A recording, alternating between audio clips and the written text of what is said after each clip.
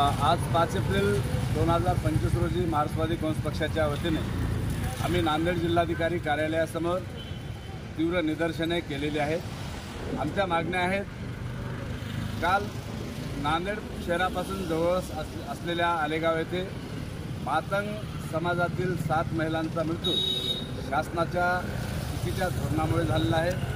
जो काल अपघात झाला तो अपघात हा स्थलांतरित मजुरांचा होता। हिंगोली जिल्ह्यातले मजूर त्यांच्या गावामध्ये रोजगार हमी योजनेची कामे नसल्यामुळे नांदेड तालुक्यामध्ये येऊन शेताचं काम करत होते आणि एक अल्पवयीन मुलगा जो ट्रॅक्टर ड्रायव्हर म्हणून ड्रायव्हिंग करत होता, त्याच्या निष्काळजीपणामुळे ट्रॅक्टर थेट 90 फूट असलेल्या विहिरीमध्ये कोसळले आणि 7 महिलांचा मृत्यू झालेला आहे।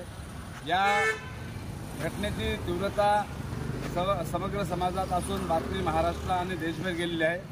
राज्य आणि केंद्र सरकारने तुटपुंजी मदत देखील घोषित केलेली आहे, परंतु ती मदत अत्यंत अपुरी आहे।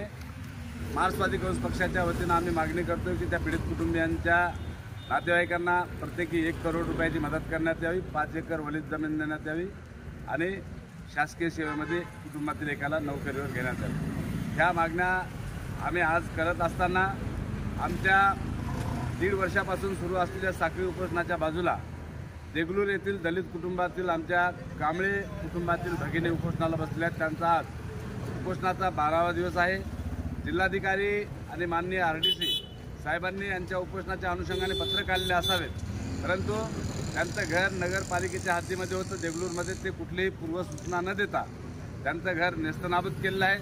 ज्या जातीय द्वेषातून ज्या अधिकाऱ्यांनी घर उद्ध्वस्त केलं आहे त्यांच्यावर ॲट्रॉसिटी ॲक्टनुसार गुन्हे दाखल करावेत अशी त्यांची मागणी आहे। आणि मार्क्सवादी कम्युनिस्ट पक्ष देखील आज 5 एप्रिल 2025 रोजी मागणी करत आहे। जे बुद्धिस्ट कुटुंब आहे आमचं देगलूरचं, ज्या आमच्या भगिनी उपोषणाला बसलेल्या आहेत, त्यांना तातडीनं न्याय द्यावा। ज्यांनी घर पाडण्याची कारवाई केली आहे त्यांच्यावर कायदेशीर कारवाई करावी आणि त्यांच्या निवाऱ्याची सर्व जबाबदारी शासनानं घेऊन या कांबळे कुटुंबियांना किमान 50 लाखाची आर्थिक मदत करण्यात यावी अशी मागणी आज आम्ही करीत आहोत। या दोन्ही मागण्या गंभीर आहेत। जिल्हाधिकारी महोदयांना या संदर्भात आम्ही आता निवेदन देणार आहोत आणि राज्य आणि केंद्र सरकारनं आलेगाव प्रकरणी आणि या देगलूर प्रकरणी यथोचित न्याय द्यावा अशी आज आम्ही मागणी करत आहोत। धन्यवाद।